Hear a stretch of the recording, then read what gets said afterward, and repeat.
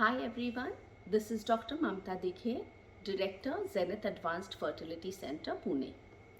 Today I'm going to be speaking about a very important advancement in IVF that we apply now, which is called Preimplantation Genetic Testing or PGT. Earlier, we used to call this either PGD, that is Preimplantation Genetic Diagnosis, or PGS, which is Preimplantation Genetic Screening.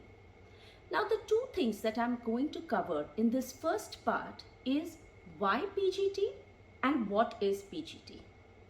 Now, we need to understand that all the embryos, human embryos that are created, whether naturally or in the IVF lab, most of them, that is nearly 40 to 60%, which is on an average 50% of these embryos are non-viable, which is they are chromosomally abnormal. And this is in couples who both have a completely normal chromosomal makeup or a karyotype.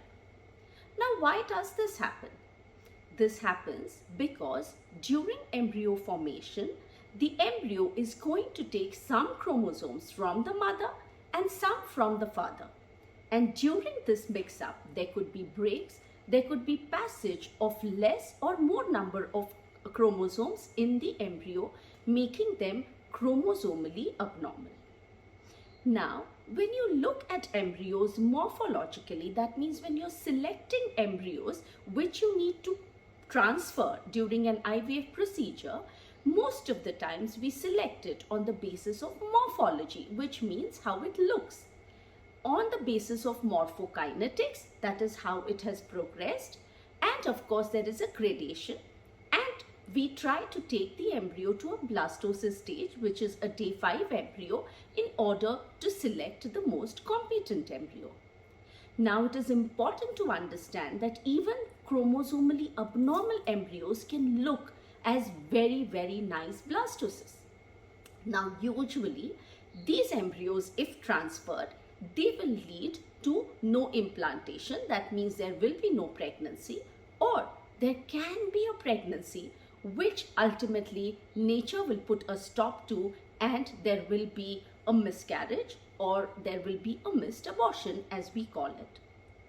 Now, that is the reason people, scientists, IVF clinicians, everybody started wondering as to, can we test these embryos upfront, a priori, before we can put them inside or transfer the embryos, in order to understand which embryo is chromosomally competent. Now, what will this cause? This will lead to two things. One, it will increase the chances of IVF success in earlier attempts. And second, it will reduce the chances of miscarriage. Is that not exactly what everybody wants? So does it mean that PGT is the panacea that all of us have been looking at in IVF? Now, that is something I'm going to address in part 2.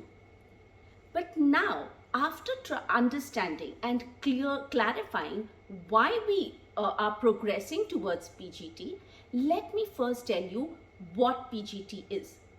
So PGT, or Preimplantation Genetic Testing, is a methodology in which some cells from the embryo are taken out and they are sent for testing in order to identify whether the chromosomal makeup in this particular embryo is normal, so that we can choose the euploid or the normal embryos and transfer them inside.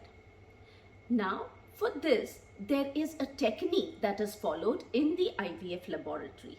This is an extremely fine technique, and you need a lot of skill, the embryologist, and having excellent lab facilities to make sure that you can get the right report, and secondly, that you do not cause damage to the embryo while performing the PGT procedure. Today, we have two types of preimplantation genetic screening or preimplantation genetic testing. One is the invasive testing, and second is the non-invasive preimplantation genetic testing. In part 2 of this video, we will understand what is invasive testing and what is non-invasive testing, and whether the PGTA application should be applied to all patients. Thank you.